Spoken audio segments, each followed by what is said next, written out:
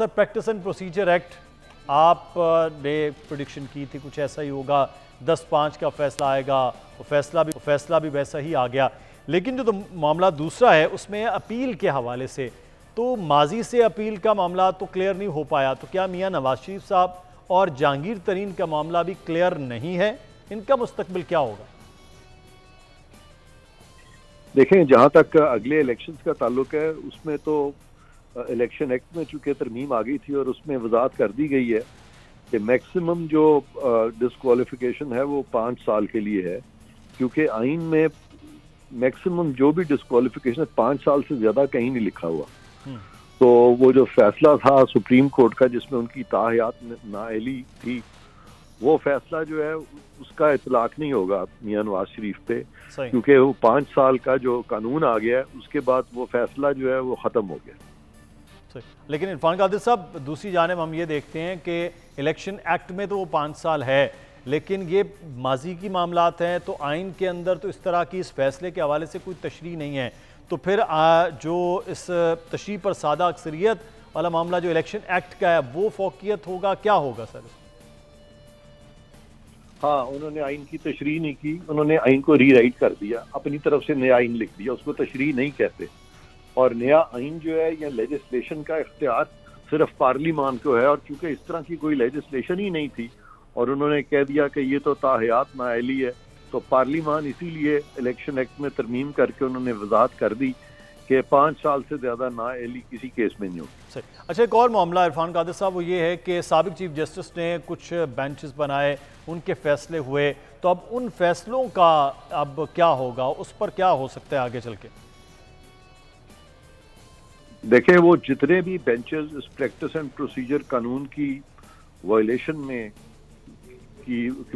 بنائے گئے تھے، وہ سارے کے سارے فیصلے ختم ہو گئے۔ تو سر یہ بھی تو فل کورٹ جو ہے وہ اسی پریکٹس اینڈ پروسیجر کے معطلی کے دوران ہی بنا ہے، تو پھر اس فل کورٹ کا کیا ہو؟ وہ معطلی بھی غیر قانونی ہو گئی۔ اچھا، معطل کر ہی نہیں سکتے۔ اچھا، معطل نہیں کر سکتے۔ صحیح۔ اچھا، میاں نواز شریف صاحب کے واپسی کے حوالے سے، میاں نواز شریف صاحب کے واپسی کے پروگرام بن رہا ہے، واپسی پر ان کی گرفتاری ہو سکتی ہے یا ان کی کوئی معاملات رہائی کا نکل سکتا ہے؟ وہ کسی بھی عدالت سے رجوع کر سکتے ہیں، ایک اسلام آباد ہائی کورٹ ہے جہاں پہ العزیزیہ کیس پینڈنگ ہے، اس سے رجوع کر سکتے ہیں، پہلے رجوع کر سکتے ہیں۔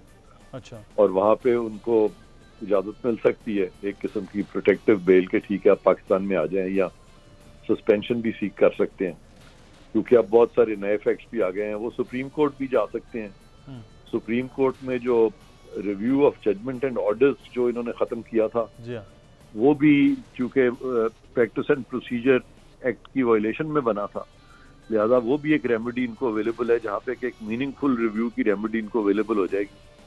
تو تیسرا یہ ہے کہ لاہور ہائی کورٹ میں جہاں سے انڈر ٹیکنگ دی تھی میاں شہباز شریف نے، وہاں بھی جا سکتے ہیں اور وہاں سے بھی ان کو عبوری حکم مل سکتا ہے کہ ٹھیک ہے آپ آئیں اور اپنا ٹرائل جا کے فیس کریں۔ لیکن عرفان قادر صاحب، یہاں میاں نواز شریف صاحب کو سرنڈر نہیں کرنا پڑے گا، ضمانت ان کی آمد سے پہلے بھی ہو سکتی ہے؟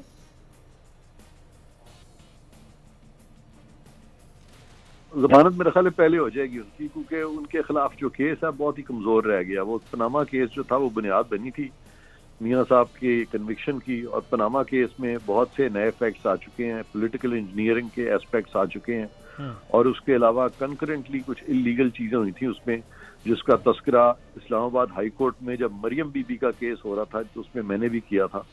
تو میں سمجھتا ہوں کہ وہ ان کی بالکل ضمانت ہو جائے گی اور وہ آرام سے آ سکیں گے، ان کو کوئی پرابلم نہیں ہوگی۔